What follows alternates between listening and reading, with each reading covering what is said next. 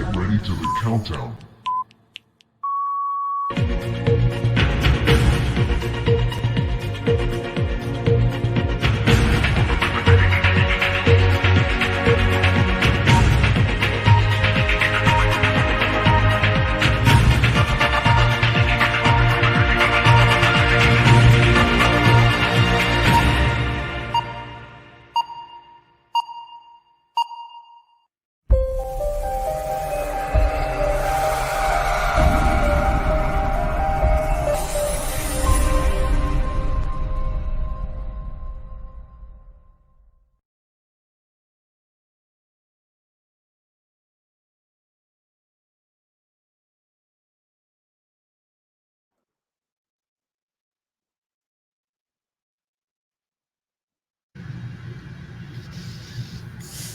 Assalamualaikum warahmatullahi wabarakatuh. Good morning and good afternoon to all Malaysian and Australian library, wherever you are. Welcome to our second international edition Sembang Santai Librarians IDEAS. I hope you can hear me well with our invited speaker all the way from Melbourne, Simon Huggard, Deputy Director Library Service, Swinburne University of Technology, and our core speaker, Mr. Muiz, Head of System and Information Technology from University Putra Malaysia Library. And I'm your moderator for today's session, Muhammad Faizal Hamza, and our co-moderator, Diana. Hi, good morning. My name is Nurul Diana Jasmine.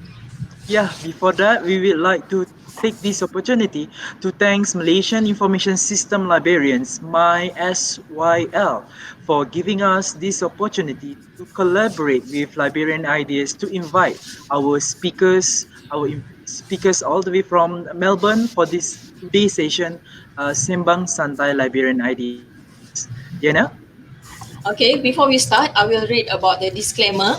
The purpose of the live session today is for educations and informational only. Neither the information, opinion, or view presented in this sharing session not be taken as a complete statement of summary. We really appreciate and welcome positive feedback from our viewers for improvement in the future. So for the viewers, if you have any questions for our panel, please type questions in the comment section in our Facebook page, Librarian IDEAS, and please follow the instructions from our technical team. We have TS Amirul today if you want to join us in our live session. Back to you. All right, without any delay, let's introduce our speakers for today's session. Our invited speaker, Simon, can you introduce yourself? Good morning, everyone. My name is Simon Huggard. I'm Deputy Director Library Services at Swinburne University of Technology. The Deputy Director Library Services position is the University Librarian position, but our Library Services is within our Student Administration and Library Services division of the university. So I have a Director who is a Director of Student Administration, and I'm the Deputy Director of the Library Services. All right, that's great. How's the weather there? I heard it's winter already. Yes, we're in the middle of winter, and today is one of the colder days that we've had. So today it's about 10 degrees Celsius at the moment. I'm working from home, as you can see, so I've got the heating on in the house at the moment, and it's pretty wet and cold outside. So I'm actually glad to be in here in my office in my house. Sounds great, because I do love winter. What time in Australia right now? So it's just gone past midday on Friday, so we're 2 hours ahead of Malaysia time. Yeah. All right. So our core speaker for today's session, he's among the most popular young librarian in Malaysia, Mr. Muiz. Hi, Assalamualaikum, and very good morning to Dr. Faizal, Puan Diana, and Simon. How are you, Simon? Nice to meet you today, even though we are going through this online session. So for a brief introduction, my name is Muizzuddin Kasul. I'm a librarian and also a head of System and Information Technology Division at Sultan Abdul Samad Library, University Putra Malaysia, located at Sedang, Selangor. Okay, thank you. All right. So we Librarian Ideas would like to announce that we will provide a certificate, the e-certificate to our viewer who attend virtually for this session. So the link for the certificate will be uploaded into our comment section by our technical team, PS Yeah, Amirul. So stay tuned because you will get the e-certificate from us. All right. yeah, So without any ado, Diana, can we start our first question? yeah. Yes. Okay. So I will move to the first questions. For the information for information to the viewers and also our speakers today.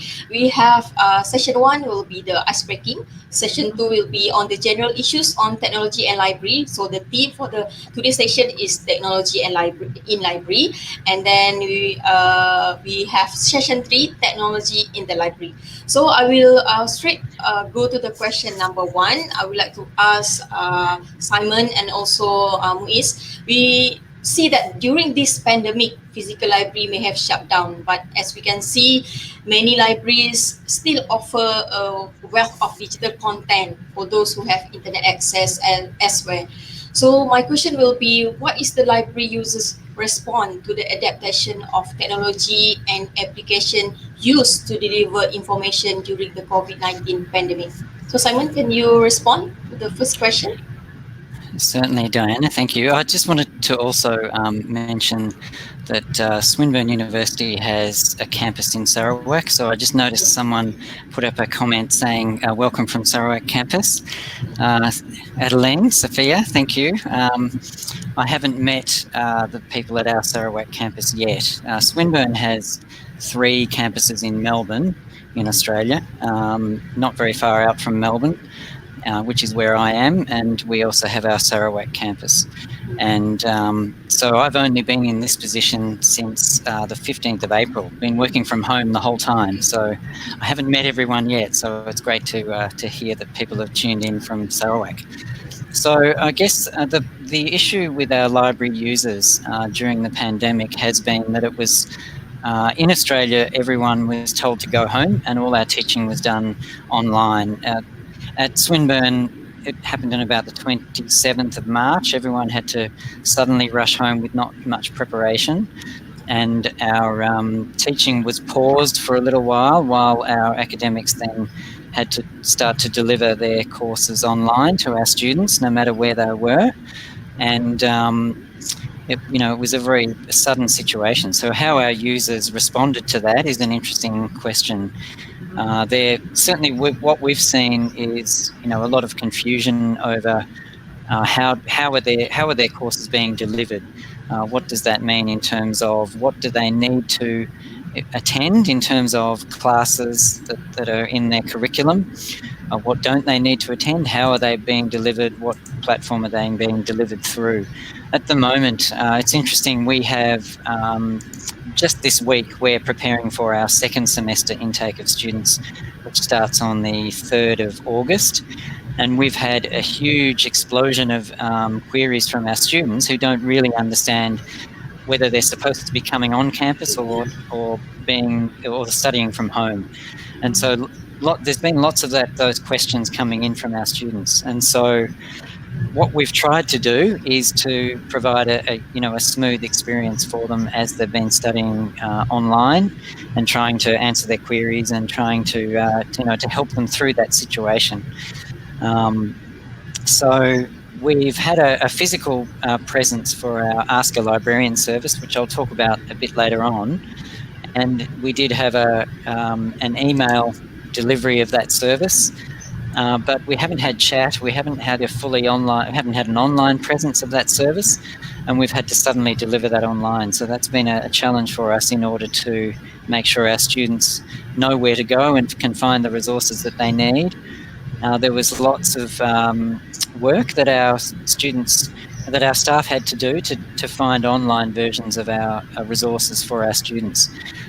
So we have found that our usage of our resources has increased enormously because of students going home and working online, and mostly through ebooks is the interesting answer to that question. So our ebook usage has gone up quite a lot, but our e-journal usage, funny enough, went down. during that period.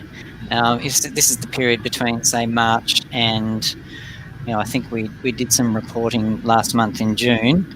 So 3 months, there's been quite a change in our usage of resources. So it has been a bit chaotic, and our role has really been to try to bring together the online services and have a smooth experience for our students. So that's really what's happened. I think one of the things that's been good for Swinburne is that we've got a good online presence anyway. We do have a brand called Swinburne Online, which delivers courses online to our students, and that it's a partnership with an organisation that is partly owned by Swinburne and partly owned by a company that delivers those online courses.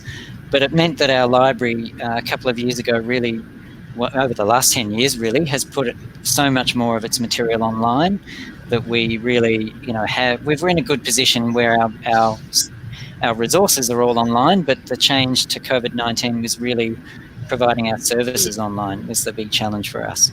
Right. Before Muiz answer the same question, I would like to ask about how big is the digital collection in Swinburne libraries?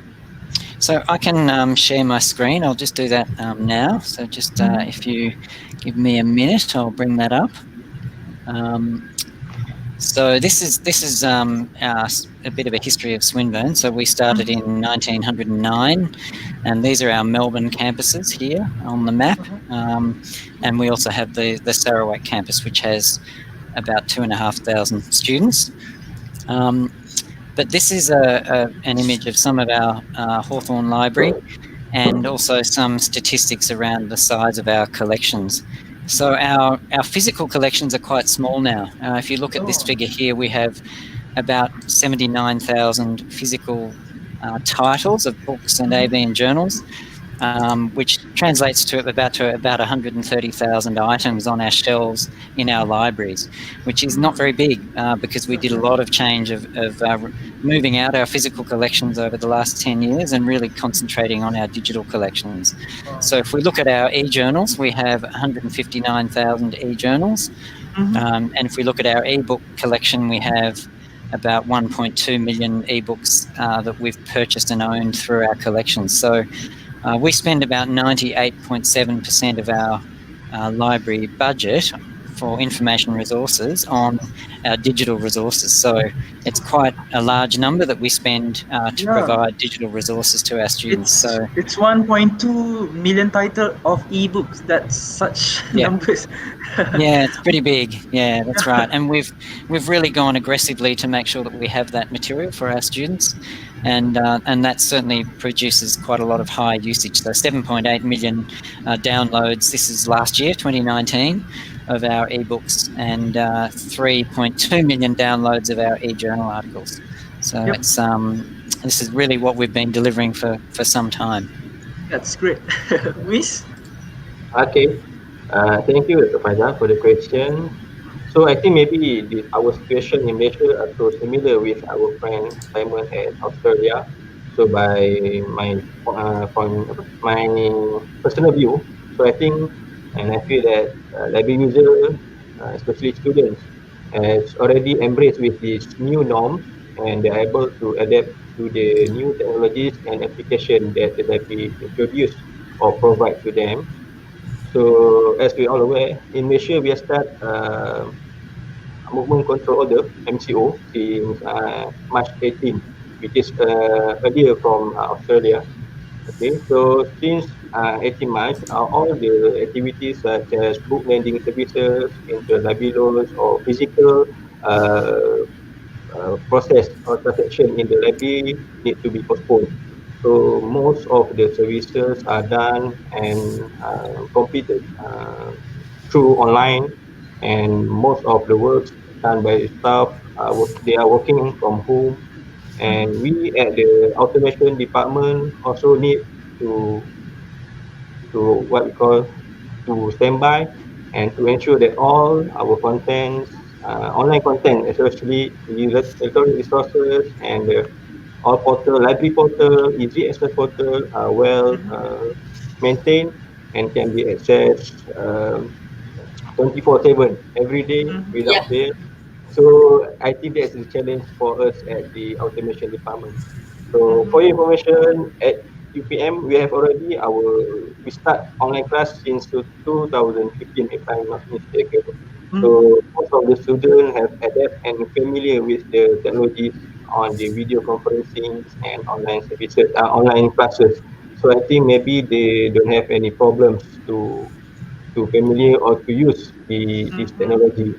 So another point, I think maybe most of the students or users respond positively to all activities that held by library because they are give a full support and they are attend and every day if we conducting an online class, there are a lot of students sign up to the class and attend the online class uh, during the pandemic.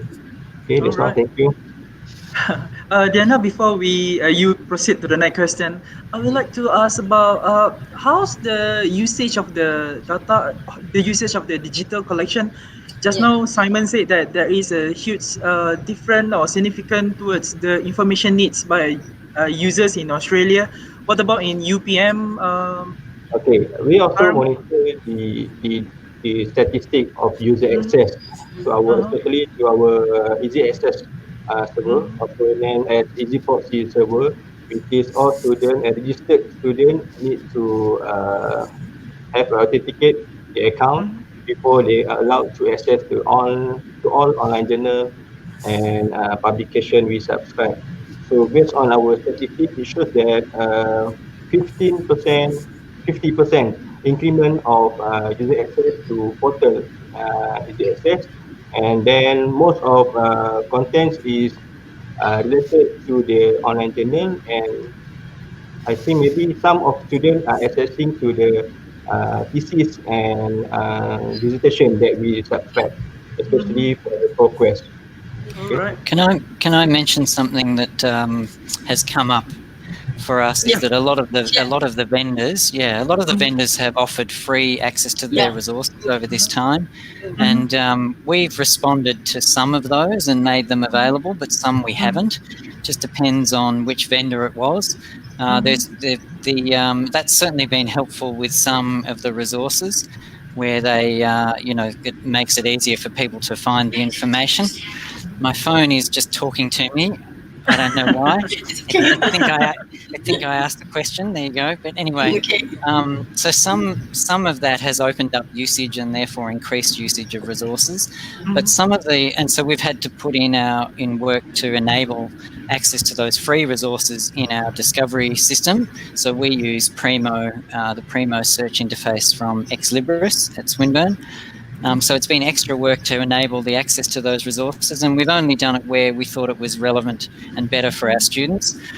Some resources we haven't opened up because we were concerned that they would get access to something and then it would be turned off again. And Yeah, many vendors turned off access to the free access to all their resources on the 30th of June this year. So that's there great. was a bit of work to sort of turn it on, turn it off, make it available or not. So that's been interesting for our users in terms of provision of access to resources. Yep. Diana? Okay, we move to the next questions that I believe many of us, especially as a librarians, are challenged. Even the ICT department, I believe they are part and they are also important as the frontliners. So I believe most of the librarians they are coming with a good creative ideas to make sure that the services will reach to the library users. So maybe Simon and Muiz, you can share what are the new services and information technologies that can be introduced by the libraries during the COVID-19 pandemic. Yeah, thank you, Diana. Yeah, I guess there's been, I know libraries in Australia. There's lots that have done had created services to be able to ask a librarian and connect with librarians online, and many libraries have done that in different ways. Some have had Zoom sessions running all day long where they have say an iPad at the desk, and if a user walks into the library, they can ask a question at that computer straight away through Zoom. At Swinburne, we've been working on using Microsoft Teams to provide that kind of service, and I'll cover that a bit later on and show a bit of what that sort of looks like. But Swinburne had, and I used to be at La Trobe University Library up until March this year, and both institutions we had only just started to use Microsoft Teams, and it was a very quick learning curve for everyone to make sure that we were using Teams effectively. And at Swinburne, we've enabled Microsoft Teams as an Ask a Librarian service where people can connect with a librarian and get the help that they need, and have a similar experience to what you're seeing now, where we can share screens, we can talk face-to-face, we've got the camera and the microphone, and be able to understand what the students' needs are and being able to help them through that. But we've looked at a range of things, and there's things like chat in order to be able to connect to librarians who are working from home. There's also social media with the usual social media channels to make sure we're connected to students very well. And then we've also been working on our mobile app at Swinburne to improve the delivery of services through the mobile interface. Because we had a previous mobile app that didn't really meet users' needs, and we got feedback about improving that. So we've had some students who've actually been developing the app with us and providing access to resources through the mobile app, which has been very helpful for students. The other thing that we've done at Swinburne is to refine our search interface through Primo, through our library search interface. What we've tried to do is sort of favour the results that when people do a search, that they come up and produce results which are for our own material that we've purchased through online, so that we deliver those more targeted results to our students, rather than sending them to results where it's going to cost us extra money because we haven't actually purchased that material yet through a user-driven acquisition, a DDA acquisition model. Which might cost us a lot of money if people start using material that we haven't actually purchased yet. So we've done work to try and favour material that we own, and we've also had to try and reduce the results that they get for physical books as well, because they're not able to access them. They are now, they have been since the 22nd of June in our libraries, but before that time they weren't able to access the physical books, and they weren't able to request them. We had to turn all that off. So lots of work that we had to do to refine the interfaces that we have and to try and direct resources to our students. The other thing that we have done is just through email communication direct to our users to try and connect through student newsletters, through student email, to tell them what we're doing and what our services are. But email can get very busy and can be ignored very easily. So it hasn't been easy to connect with our users and target that in the right way. Yeah, exactly. So that's something that we've also been kind of working through. How much email do we want to send to our users? What kind of response are we going to get? Are they going to ask a million questions when they respond to an email from a librarian? All those kind of things. Yeah. Before Muiz responds to the Diana questions, I am interested to know more about the mobile apps. Does the mobile apps is developed by the university or the library? The mobile app that we have currently was developed by a partner, a company that Swinburne partnered with, who delivered that application, and that was done for, I can't tell you the name of the company because I can't remember, I'm sorry. We used that for a few years, I think, and then and now that we're in a situation where the university doesn't have any money, so we've lost a lot of our student population. We've had to cut back on our costs. So any technology project that we want to do, we have to do it ourselves. So what we've decided is to use our own students to develop a new mobile app.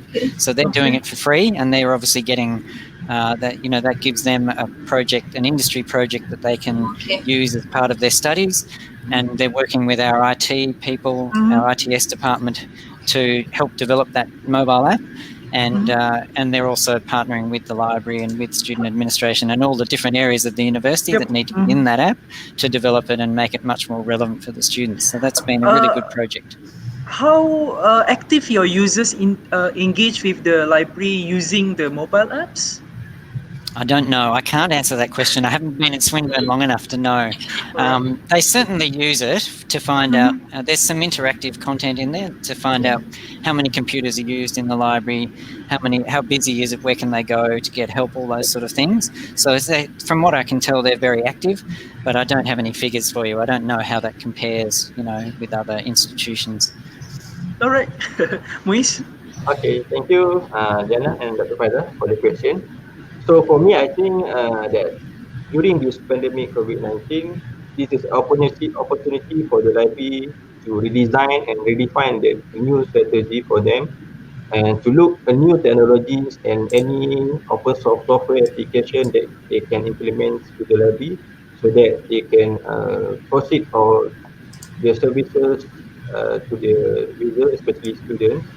So during this pandemic COVID-19 issues or period, our library at UPM, actually we have developed our own discovery service using Find, and then this discovery service make user more easier to search all the contents in one platform, so that they can use and utilize all the online resources that we have in the library. I think it's similar with Taiwan. They have Primo, and here I think in Malaysia, most library are using Find as their discovery service, and some of them are purchasing EDS, Summon, or what else?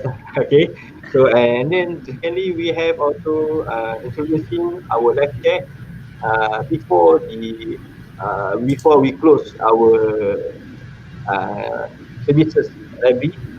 I think on March 16, before 2 days before MCO implemented in Malaysia, our team already developed using Talk to application or platform as a platform for the reference librarian to answer all the question and reference question among the users. And I think this live chat is have a lot of question and comments sent by the users to the reference librarians, and every day we have a question, and when the library will be open, how they can return the books they have been loaned before the MCO period, and how about the fine, if they need to pay the fine of the books and etc. So we also provide one facilities for the student. Before this, our thesis and dissertation available online on-site campus. But before the MCO, we have decided to allow user, especially students, to access our thesis and dissertation online off campus, but they need to register and access via our proxy server. So that's why our statistic on the access is become more increased, and a lot of students are happy with that. And then we are also promoting all the services, online services such as online journals, ETCs, and etc. through our social media platform, not only library social media platforms such as Facebook, uh, Instagram, Twitter. We also use UPM, Music Malaysia platform official Facebook to promote our services, so that we can cater more students and we can reach our target audience. We also developing a lot of contents in video and multimedia slides, and then we upload to the YouTube channel, so that this content can be watched and viewed by the user. I think that's all. Thank you. How frequent the content creator posts in social media, in I think UPM library social media? before this, during the COVID-19 period, every day or almost 2 or 3 days, we are posting a new content at the Facebook. But right now, maybe on May or June, we have already slowed down our promotion in Facebook and Twitter. Maybe after this, we need strengthen to increase our promotion. So because our library has already opened the physical operation to the students Oh, in all right. first July. So maybe a lot of students doesn't aware about this current situation, and Yep. then we can promote to them to came to the library, and then Mm-hmm. they can study at the library and use the facilities at the library as a Yep. normal way. Mm-hmm. All right. Okay. The pandemic has changed the library rules. The library it's converting from hybrid to virtual library, and we explore many options to provide online services to remote user due to the pandemic. Uh, well, I believe library try very hard to provide information required by our user using ICT technology or ICT application. Mode of information delivery, content delivery has changed user who unable to attend library or to people need to get information from our library. Simon, do you think that we should transform traditional or existing library service to other types of library service to ensure academic library or perhaps other library, other category library of to relevant in future? Yes, it's a very good question, isn't it? I'm certainly keen for us to keep along that continuum of delivering online. I mean, the question, I guess, once the COVID-19 thing is over, if it's ever going to be over, let's hope it's over soon, is, how do we deliver those services? Is it a hybrid delivery in the future where we have some people delivering online and some people delivering face-to-face? What's going to be the best experience? So I think we need to think about it from a student user experience perspective, and what's going to be the best experience for the user. So at the moment, where our Ask a Librarian service is being delivered online, but we've also started to deliver a hybrid, what I've called a face-to-screen service for that service, where if a user walks into our library, because our libraries have just reopened again, but only for very limited services, so we're not having staff come into our library to deliver services unless they're absolutely essential.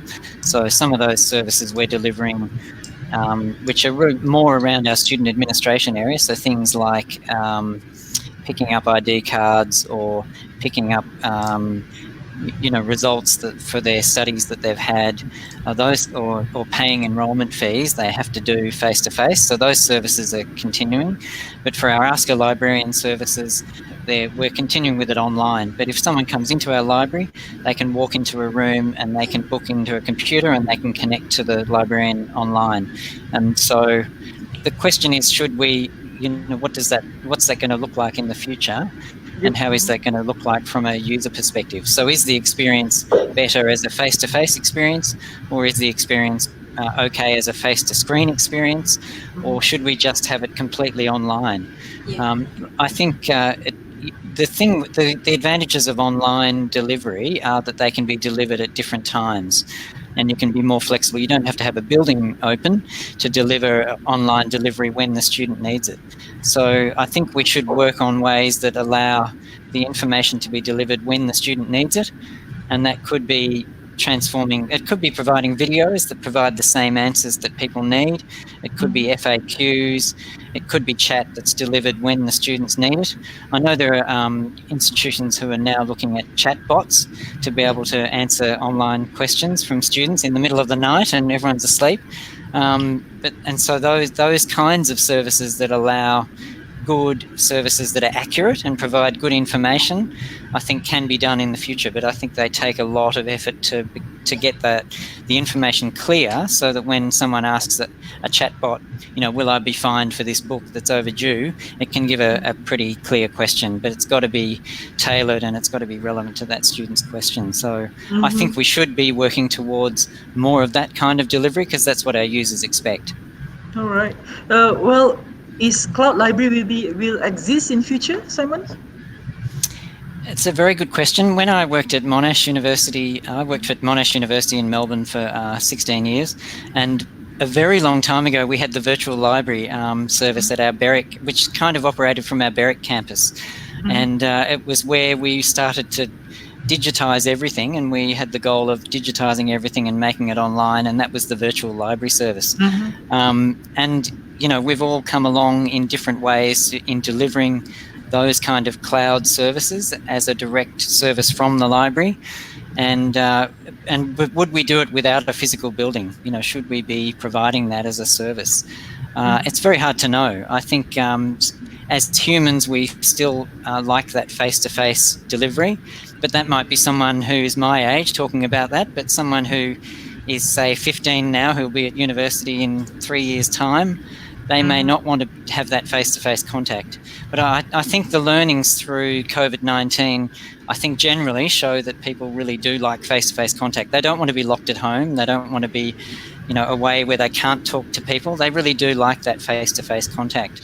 So I think there will always be that aspect of, I just need to talk to someone, because doing something online, if you chat, or, you know, it can be misinterpreted and people don't really understand exactly what those needs are. I think a face-to-face chat sometimes makes that a lot easier and a much more satisfying experience for the user. So yes, I think a fully virtual library that doesn't exist without physical walls, I don't think it'll exist. I think it'll still be a hybrid model in the future. Okay, Dr. Faisal, we have one question from our viewers. That is from Prabha Karan. I think he is from Pakistan or India. Thank you very much. I would like to ask this question to Mr. Muiz. What are the best way to attract users under the new normal to use library after the crisis COVID-19 pandemic, or good? Maybe post MCO. Maybe you can share your opinion about this. Okay, I think we have to work and do like as a normal way, and as long as we are following all the standard operating procedure they are given by our ministry, and follow the rules that have been listed by the university. So I think, for example, we already opened our operation since last Wednesday, and we can look at a lot of some students already came back from their hometown, and then they came to the library to start their studies, and what we call to finish their assignments and do their research at the library. It means that I think most of us or students are already aware about this new normal, and they can adopt this new norm as a new norm, okay, for them, and then they can came to Rabi every time if they want, but still they need to maintain or to follow all the SOP, especially the social distancing procedure.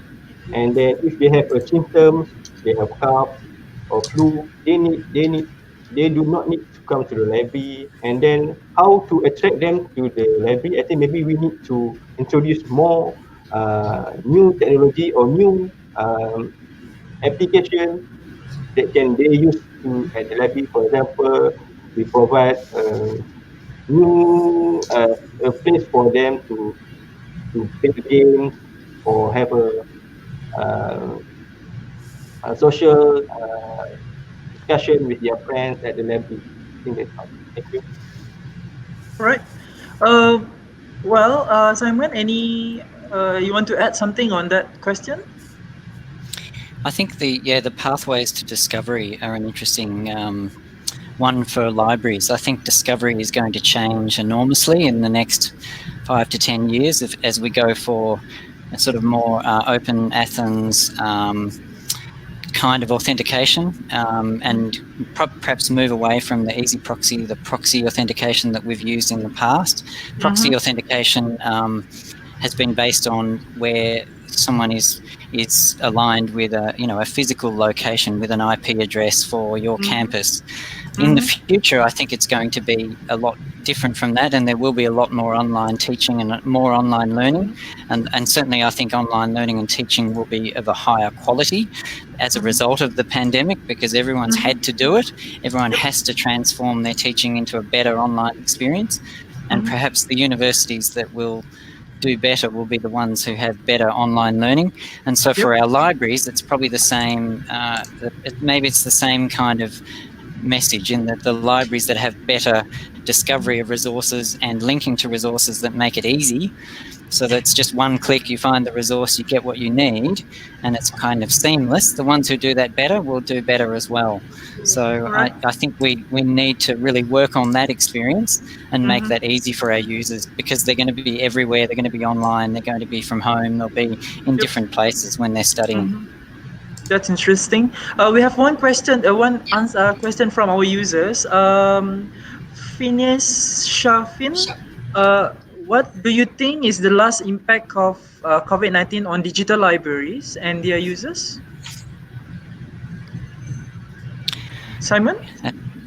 I think it will be, I think it's that online experience. The lasting impact will be how they've engaged online, and I guess what their experience as learners will be, in an online environment. So it's a bit hard to tell what the outcomes will be of COVID-19, and will students just be, what will that new normal look like? So it is a bit hard to sort of understand what that is, but I think online delivery will be a much better experience. I think it'll be much higher quality.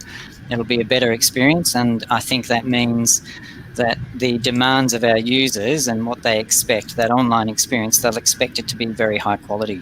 So I think it'll be, the skills and the services that we need to provide will need to be able to deliver that online really well. And then, as I said before, it's also that face-to-face as well. There's still going to be a mixture in both regards. Okay, perhaps my next question is for Muiz. In your opinion, what are the new rules for the librarian to improve library service in technology society's perspective? Okay, thank you, Faisal.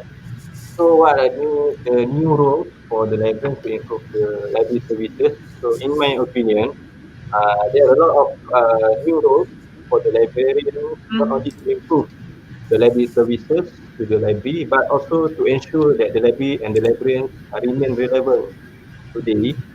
So I think the first one is the library and the librarians need to explore more about the open access content or open access resources in the libraries, whereby librarians need to diversify and the contents and the resource and promote open access content among the university community. So if you know, most of the Malaysian library already have their own institutional repository, such as some of them are using e-prints, DSpace, etc. So maybe this is the right time for them to explore more and then to strengthen up their contents in the institutional repository, so that the visibility of our content become more visible to the public all over the world. So the second one, I think maybe the new role for the librarian is to explore on the research data management program or activities in the library. So the library and the librarians need to equip themselves with the skills how to manage the research data, and then they need to engage with the faculty members, and maybe they need to explore more on how to manage the research data for today each situation. Okay, and then the third one, maybe as we know, most of the class today are doing through online. So maybe librarian need to explore on the online courses more, and then maybe they need to have the ability to handle online class.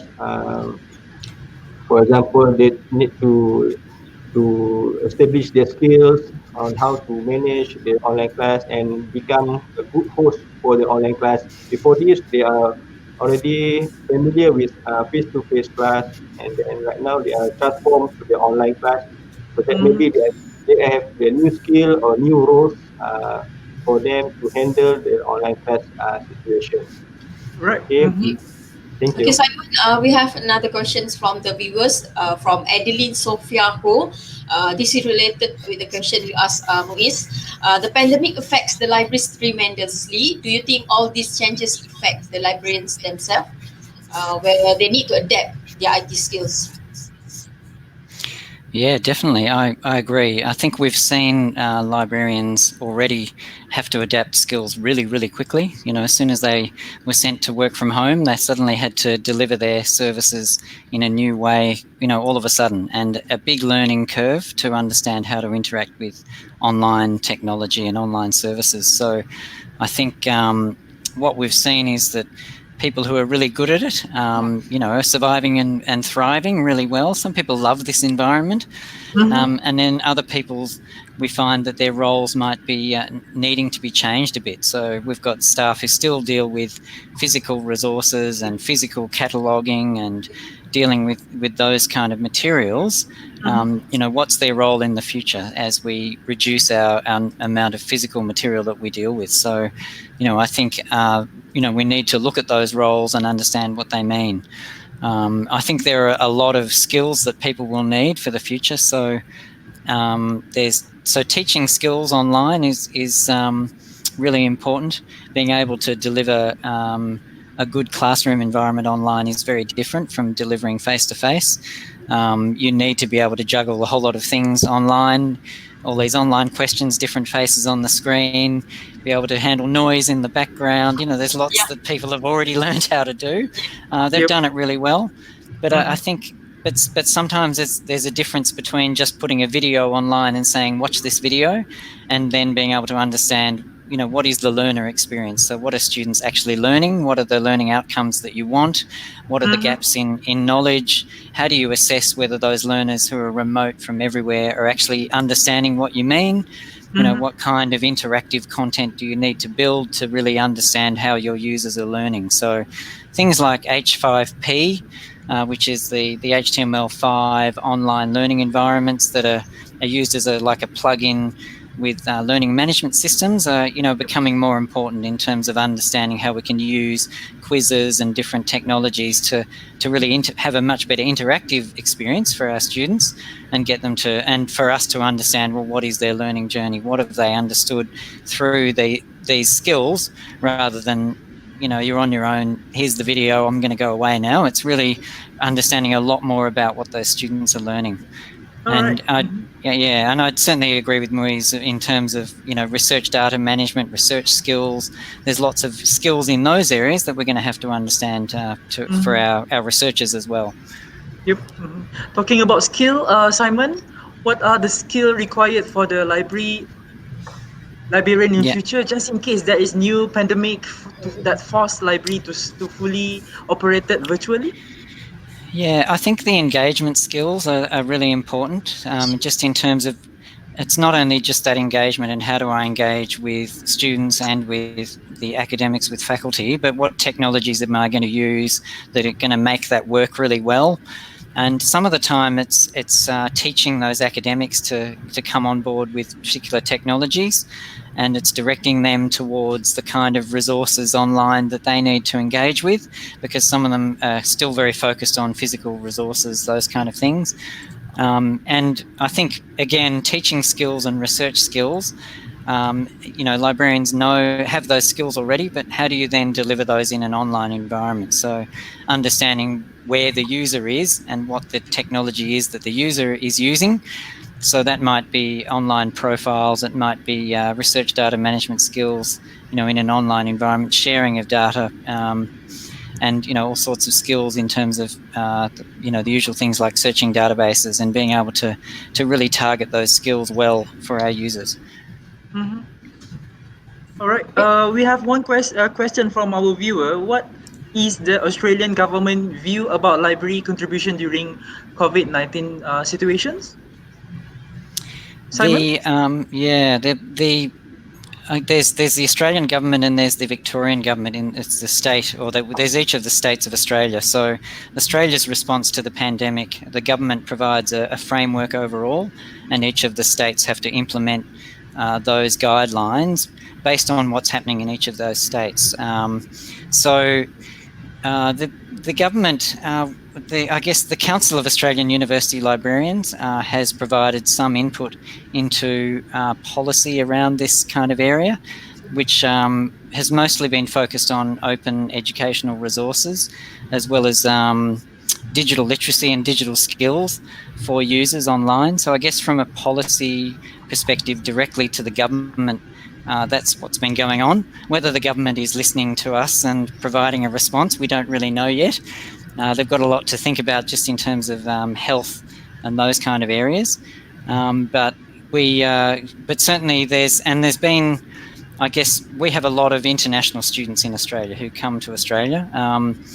And it's been very difficult to try and engage with the government to get financial support to support our universities in providing services online to those students. There's a big reliance in the academic market in Australia for funding that comes directly from international students.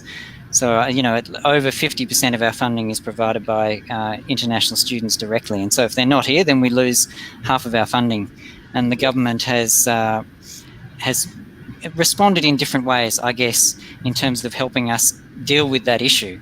So we've had to do a lot of cutbacks in funding and a lot of cutbacks in staff, a lot of cutbacks in our spending in our universities to try and deal with that loss of income. So it's been quite mixed, really.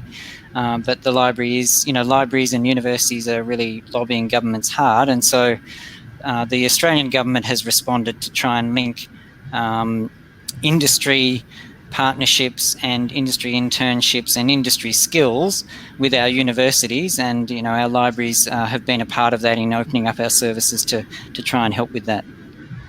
All right, Diana? Okay, so we move to the next questions. I would like Muiz to answer this. I believe access to assistive technology may still be a challenge for the libraries. I'm very sure universities and also the librarian are willing to adapt and accommodate the needs of disabilities. So for UPM Library, how do you cater the technology that you already developed needs for disabled users? Okay, thank you, Dana, for the question. In fact, for this question, I think maybe I cannot share much information about the services for the disabled, because in UPM Library we still don't have any collections such as Braille collection or audio books that can be used by the disabled. But we still have facilities, for example, audio books that can be used through what we call from a co-host, from a co-host, and online books they can use for the disabled. But our library is in the process of buying a Braille embosser machine and JAWS software in order to cater this group. So thank you.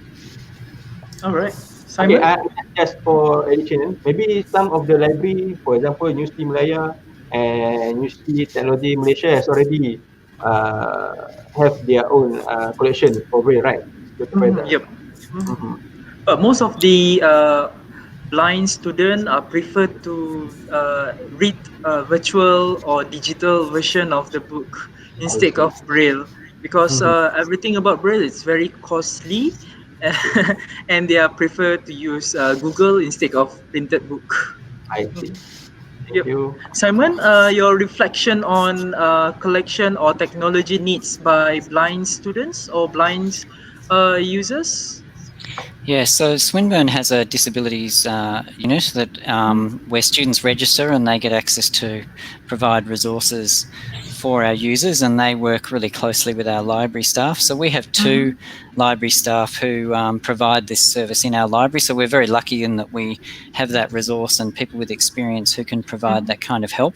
We have we have technology such as screen readers and different equipment that helps people read material that they need, and the JAWS software as well we have in our libraries. I guess there's a new thing, which is we have a online streaming video service called Kaltura.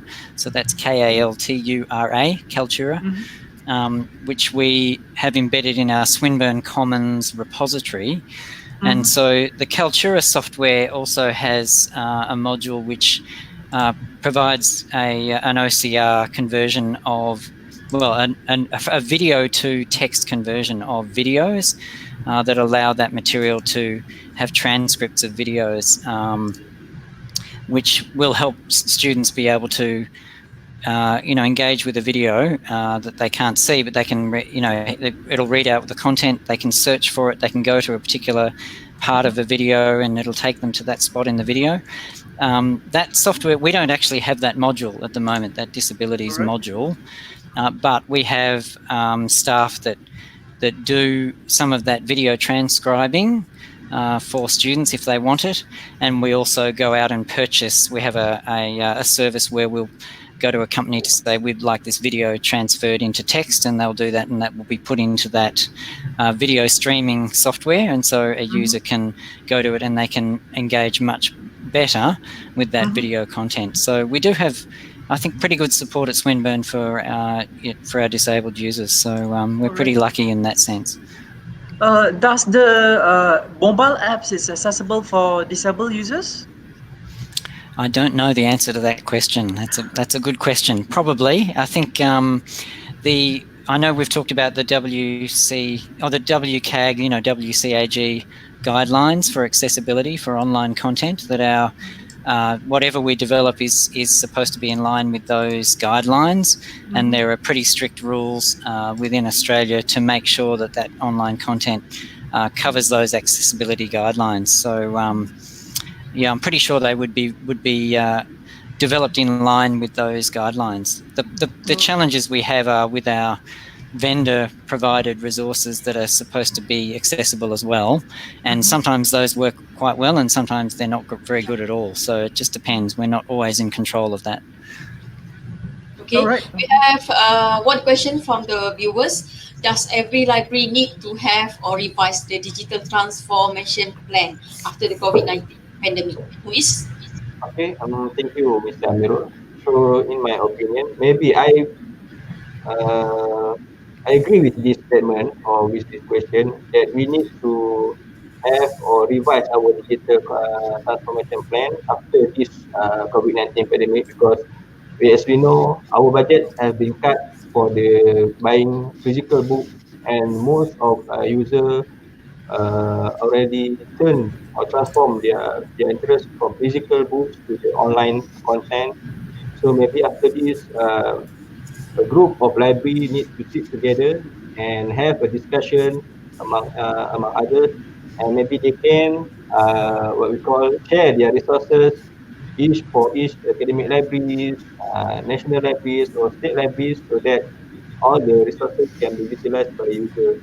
Another one, maybe government can add more budget to the libraries to subscribe an online or digital content, journals and etc. Thank you. All right. In line with the question, Simon, how frequent should the library transform or revise their technology use in their library? How frequent we should revise? Oh, that's a really interesting question, isn't it? So libraries have moved on to have very much cloud-based digital services, and that means that we rely on cloud-based vendors to provide those online platforms. So how often should we review those platforms and decide what's working well for our users? How much effort do we put into making them perfect, and then you don't want to go down the path of then having to migrate from one system to another.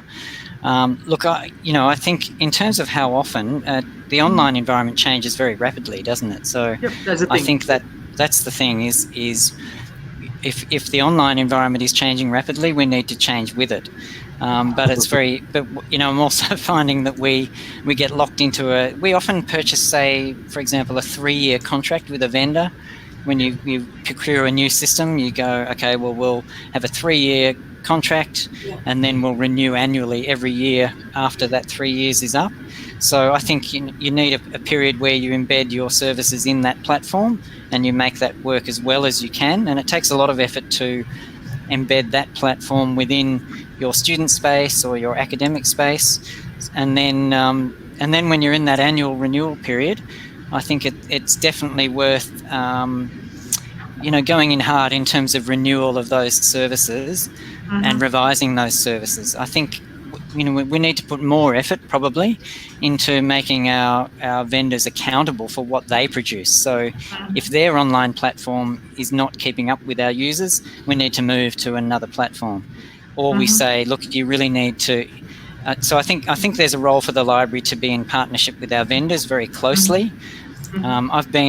I've represented a lot of vendor user groups where we partner with our vendors like Ex Libris, for example, where we provide them with the information they need. So they need us to partner with them to tell them what is important for our users, because they don't really know, and it's up to us to tell them. And so the more we partner very closely and carefully with those vendors, the more they can keep up with the online changes. But we do need to review that, definitely. All right. What about you, Muiz? How frequent UPM review the new technology, and how frequent you guys talk about, do you need to adapt that technology in your library? Okay, basically in UPM, we are like to use an open source software. Okay, because a lot of because of budget and etc. So we are exploring more on the software that not a proprietary software. If, for example, right now we are using Koha as our library management system, and then we are using ePrints, eSpace for our digital content, and we are also using resource space to manage our digital assets such as photos, videos, etc. And we also using what we call WordPress, Subject Plus, to manage our contents about the library. So in terms of digital transformation plan, just for sharing, our library newly transformed all the physical servers to the virtual machine last year. So we are trying to familiarize our staff and our skills to we learn get the process on how to and manage this virtual machine, because we are still in the process of migrating some of our server and our data to the new server. So maybe it depends on the management also, whether they allow for us to change our digital policy maybe 3 or 5 to 5 years, or 5 to 10 years in the future. All right, Dana, do we have any question from our viewer? Yes, we have one question from Abdul Wafi Abdul Karim. Any response on the users that don't have or limited connectivity and hardware to access the resources? Simon?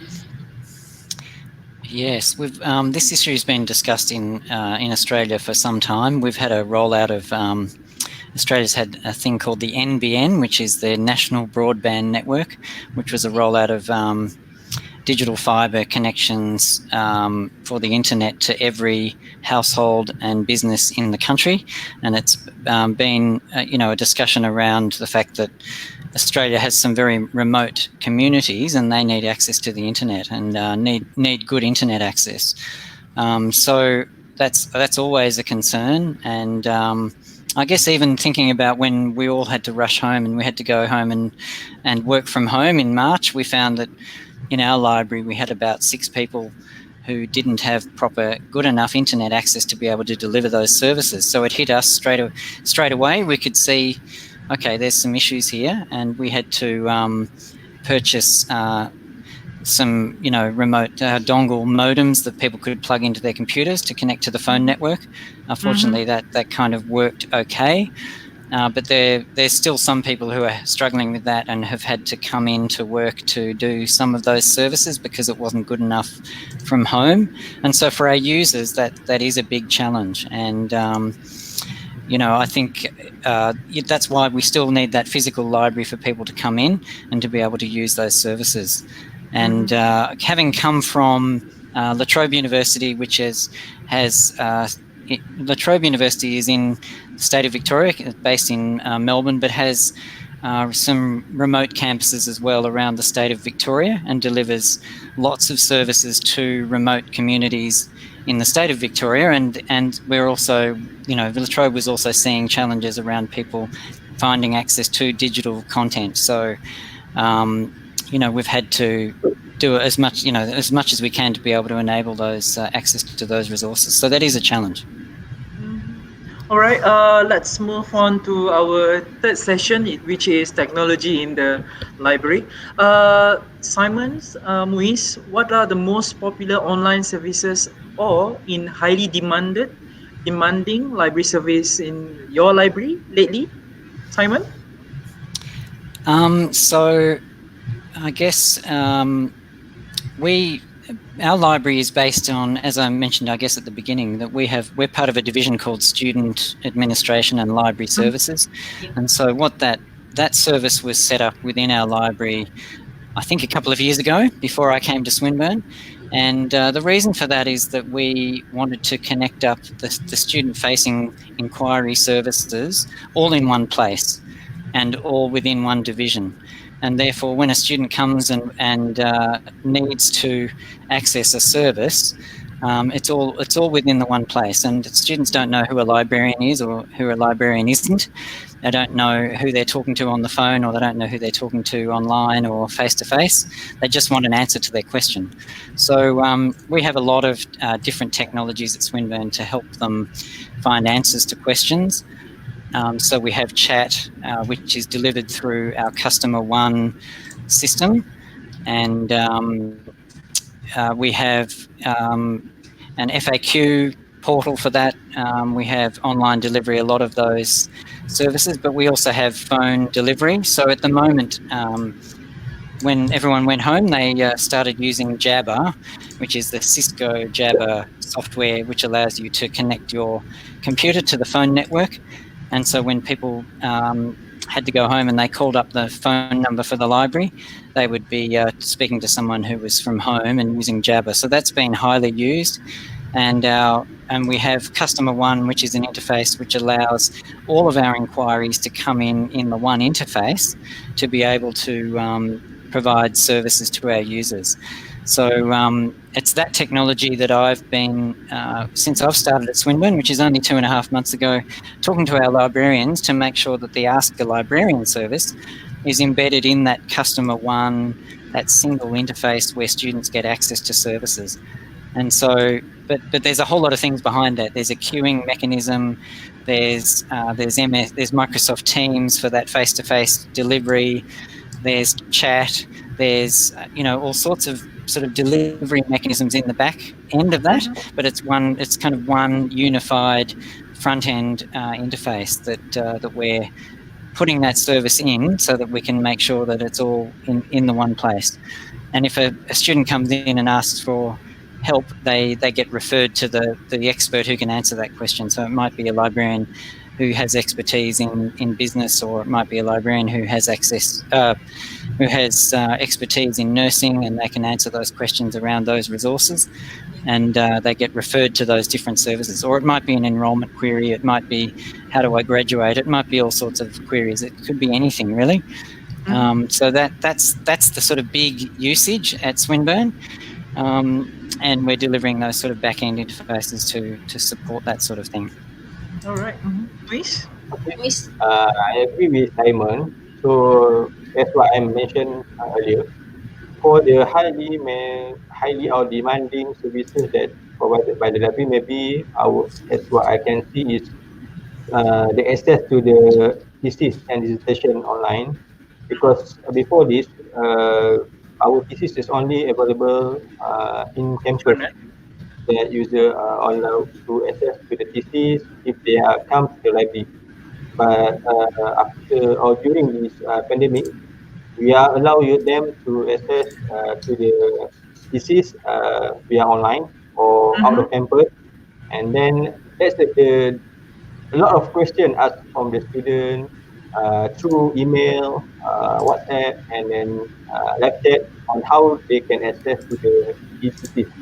And some students also ask about how can they borrow a book during this pandemic period. So, but our library still have doesn't allow any transaction, physical transaction for the student to borrow a book right now, but they are allowed to return the books to the library. So another highly demanded services maybe the live chat, because we already introduced live chat in since early March. So most of the question came from the live chat and the Facebook Messenger. Maybe this is the new services that can be improved after this. Okay. All right, Can Diana. can I just mention also that live sure. chat is something that the Ask a Librarian service hasn't connected with yet, and I've been working with our team in the university and with IT and our student administration team to get that live chat happening, which is part of our Customer One interface, because that is highly used by our users. But it is interesting the number of we have a lot of phone calls and we have a lot of email, so it's quite traditional in that way.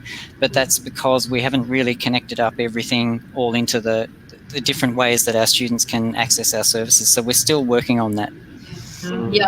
Yeah, I still believe that Simon, we need to have a good relationship and engagement, so the student will not only depend on the chat services, they can directly contact the librarian, right? Yeah, definitely. Yeah. Okay, so we move to the next. We are already in the session 3, technology in the library. So this is the time. I believe Simon, you want to share Ask a Librarian service technology use. The second one will be When I Work apps, and the third one, connecting it all up with Customer One. Can you share with us? I will. Yeah, thank you. Just give me a minute to share my screen.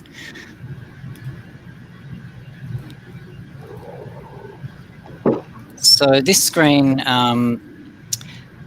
just shows that what we're doing with our Ask a Librarian service is that so on the 24th of March, our Ask a Librarian service was very much either face-to-face in our libraries, or it was available through email. So when our libraries closed, we had to do a whole lot of work to connect and promote our services to our faculties and to our students. So we've been working hard on how to promote those services, and we've been then experimenting as to how do we bring them together and bring them into the one interface with our students, so that they've only got one place to look and one place to be able to find an answer to their questions. So we've been working on an app called When I Work. So it's wheniwork.com. We're also exploring a Microsoft Teams application called Shifts, to be able to look at how we roster our librarians onto that Ask a Librarian service, so that it's visible to everyone in the team. So instead of having a spreadsheet where we list who's working when and who's rostered on, we've just got an online application where we can ensure that we can see who's rostered onto that service and is providing those answers to our students. So the When I Work application, it's not really an app, it's a website, which is really used for rostering and shifts.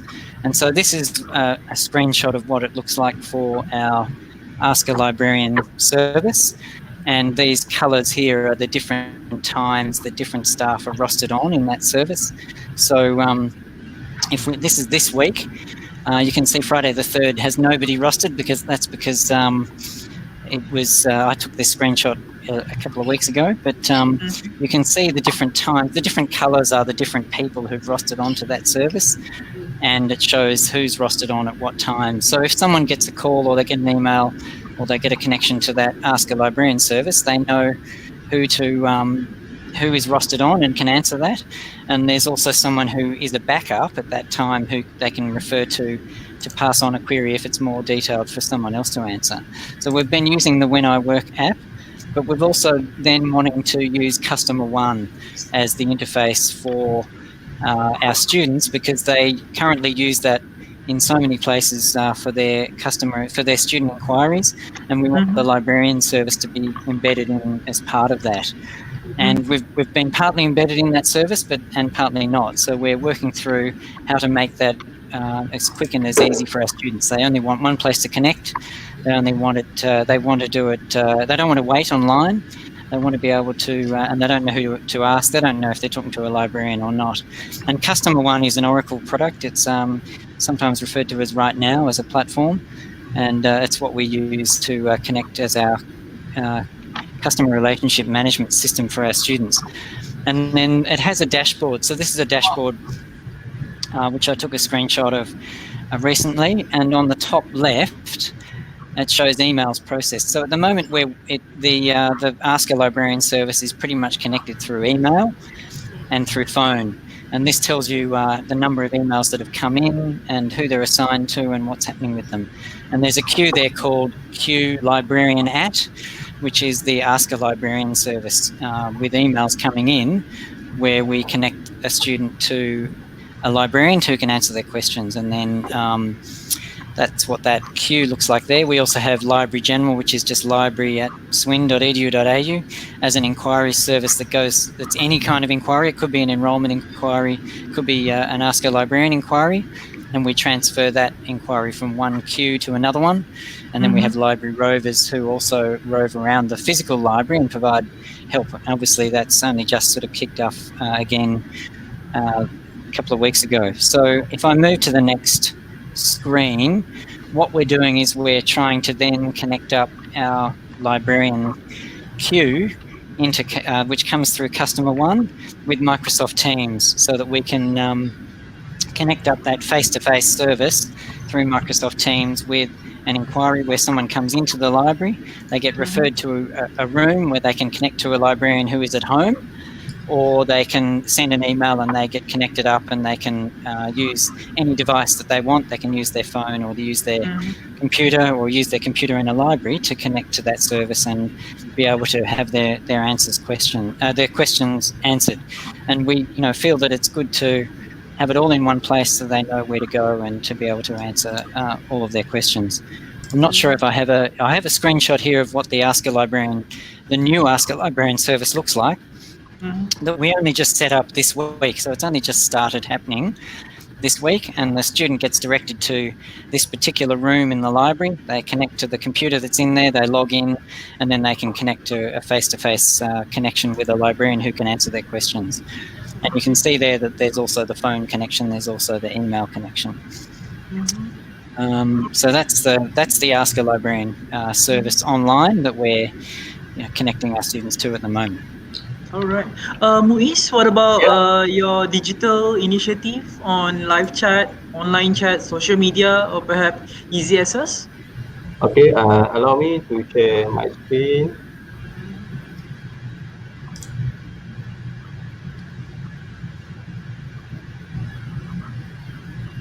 So basically, this is our digital initiative that we have done at the library.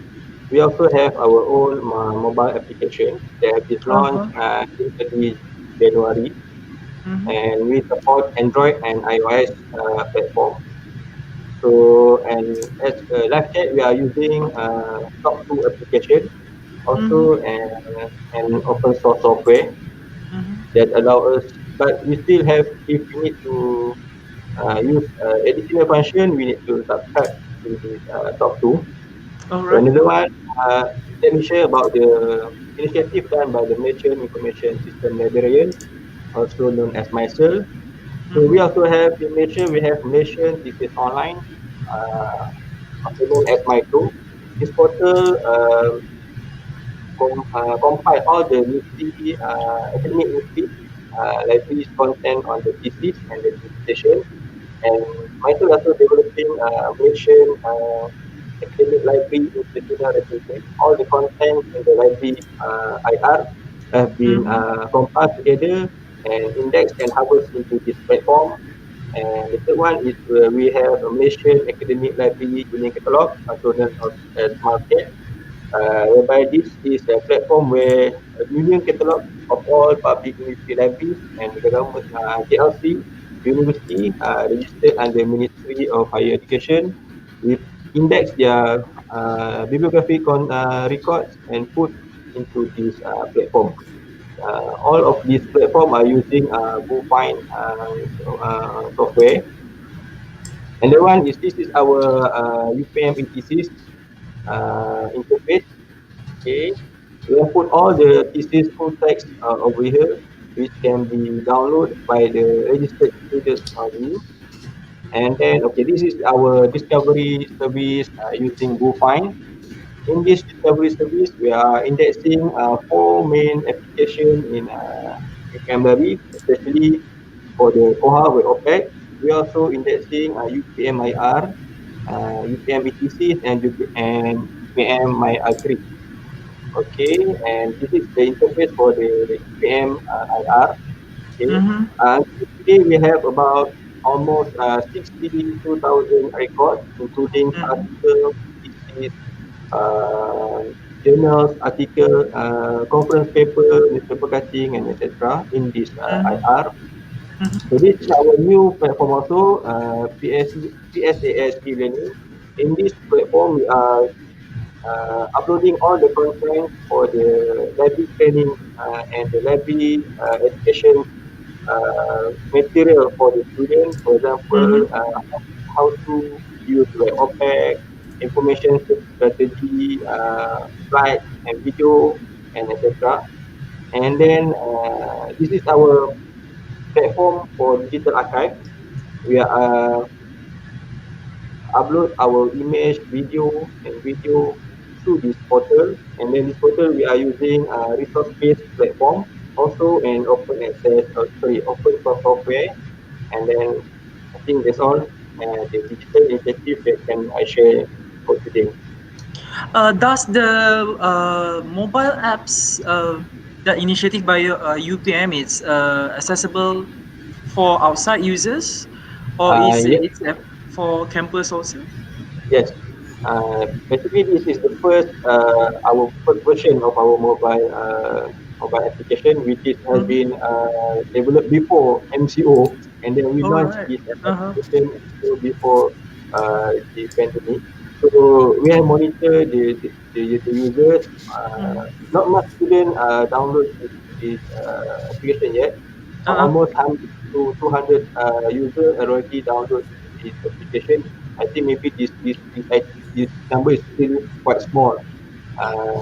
If we can look to the user and the library user, we have about 15,000 users, registered users, students, and staff at UPM. So Mm-hmm. maybe All right. after this, need to look and then strategize what can we add to our mobile phone, mobile app, okay, so that more people can use and utilize this mobile application. All right. Same, you can We download this application to Android, but for iOS, they have an extra step to download. All right. Simon, we have one question from our users. How do you measure the level of digital service provider? I mean, in terms of the success, I believe. Is there any analytic tools to use to analyze that? Yeah, this is a bit of a passion of mine. So we do have we use Tableau for doing queries of some of our databases to be able to understand the usage of them. So we use Easy Proxy logs to understand what our users are doing, and we use Splunk, which is the system that manages those log files, and then we can use that to query and get results as to what our usage of our resources is. Apart from what you get from the vendor itself, what Easy Proxy gives us is we can link it right back to the users that are the actual users themselves, because we log the user ID in those log files, and then we can match that back to which schools, which faculties, which departments, which courses are engaging with which resources. So so we've done a little bit of that. We haven't done a lot since I've come on board at Swinburne, but it's something that we're going to be doing in the future to try and understand. I think there's a real opportunity for us during COVID-19 to say why the library is of value, and the fact that our usage of resources has gone up. But just saying our use has gone up doesn't really tell you a lot. So being able to query those log files to understand exactly what our users are doing how long they're staying on particular resources. Usage going up might be because they can't find what they want. So we want to be able to query that and understand what that usage is and how we link that back to student success. So we've also been able to do a little bit of work to link people's student results in terms of how they've gone in their studies with the use of the resources in the library. So I think that's a really key analytical tool that we're going to be doing in the future to understand what our users are doing. All right. Okay, we move to the next questions. I believe there are many ways in which content can be delivered to students both in and outside of the classroom, even outside of the library. I believe librarian has taken this as a positive way in terms to familiarize and increase their skills. Maybe Simon and Muiz, you can explain more about the delivery using Canvas. I believe recently Scopus have done their program in terms of Scopus certified librarians, online teaching. Maybe you can share about using Zoom, Blackboard, Collaborate, and also MS Team. Simon? Yes, so the Canvas is our learning management system at Swinburne, but Swinburne's a bit like a lot of other Australian universities where we have some schools and departments who still do their own thing. So Blackboard Collaborate is also a learning platform that some of our faculties use. And we've been using Zoom and we've been using Microsoft Teams to deliver our online teaching that our librarians have had to deliver from home. So it's been a real journey for some of our librarians to engage with all of those platforms. Fortunately, our librarians who have expertise, our librarians are aligned with a particular faculty. So we have 3 faculties at Swinburne and we have a team for each of those faculties. So often it means that one faculty will be focused more on Blackboard, so we use that for our teaching. Another faculty might be focused on using Zoom, so we use that. And then another one might be using a different tool like Microsoft Teams. Each of them are linked from Canvas as the sort of single platform where students go and log in and find their information about their subject that they're studying. But the online delivery of that teaching, can be across different platforms. So our librarians have had to adapt pretty quickly to make that work really well. Some have been delivering that kind of online teaching for some time, but for some of them it's also where we had to quickly provide materials that we could produce that we put online. And I've got a screen shot which I can show now, I think, which is a screenshot of Canvas at Swinburne, where we've put a number of our online videos that we used to engage with our students. And so Canvas is quite flexible. We have I guess a setup, a course shell is what it's called in Canvas, which is called Library Resources. And what we do is we get students to actually, they enroll in that course and then they can go through one of these areas to find the information resources and learn about what they need to know from a library perspective. And we get about, at the moment, we're getting about 1 or 2 students per day who enroll in this online course, and then in the busy times of the semester we get a lot more than that who actually go in there, and we can track exactly the numbers that are going in there and actually using our resources, which is a really good thing. And then we also partner with our academics to deliver live online delivery of those courses, of that teaching around, and that could be things like systematic reviews, could be how to use EndNote, it could be how to find information resources and referencing skills in a particular discipline, could be a range of things that we deliver to our students through the online platform. All right. Luis? Okay, respond to this question, maybe similar with Simon, we at UPM also we are using Zoom for our online classes, and we have different choice of platform actually. Our staff, especially for the librarians, they are allowed to use Zoom or Webex, and sometimes they are using Google Meet to conduct the online classes. But some of them familiar or like to use Zoom rather than Webex and Google Meet, because maybe the flexibility of the platform that allow them to communicate and easy for them to use Zoom during the online classes. So in terms of online teaching, also we have a Center of Center of Academic Development in UPM, also known as CADE. They are responsible to develop and manage all the online and or open learning contents in UPM.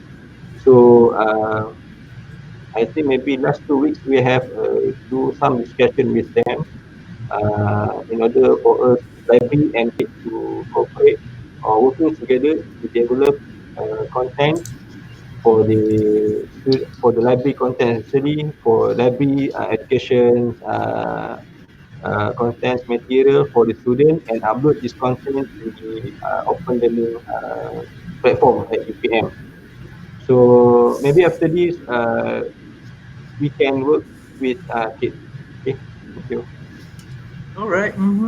Obviously, COVID-19 pandemic has changed library and our users to use technology to communicate, to do research, doing transaction, and many more else. Before Simon and Muiz conclude our session for today, we would like to remind you guys on the e-certificate. To obtain the e-certificate for our session today, please apply by filling out our e-form provided by TS Amirul in our comment section. All right. With that, Simon, Muiz, conclusion for today's sessions. Simon. Yeah, am I going ahead? Yeah, look, I think there's lots of learnings we can have around COVID-19. I think you've probably seen that our librarians have shown that they have really good skills and have adapted really quickly to be able to deliver everything online. I think that's very admirable, and they've done a fantastic job. And then I think in the future, it's really understanding, how we can then align that with our users' needs and understand how our users have gone through that journey and keep improving those services. I think that's a really important thing for us. Okay, as my final words, I would like to thank to Librarian IDEAS team, especially the Dr. Faisal, Puan Diana, TS Amirul, and Ikwan, for giving me this opportunity to join this session. And I would like also to thank to Encik Salihuddin, Chief Librarian, University of Malaysia, because he's the one who called me to join this session.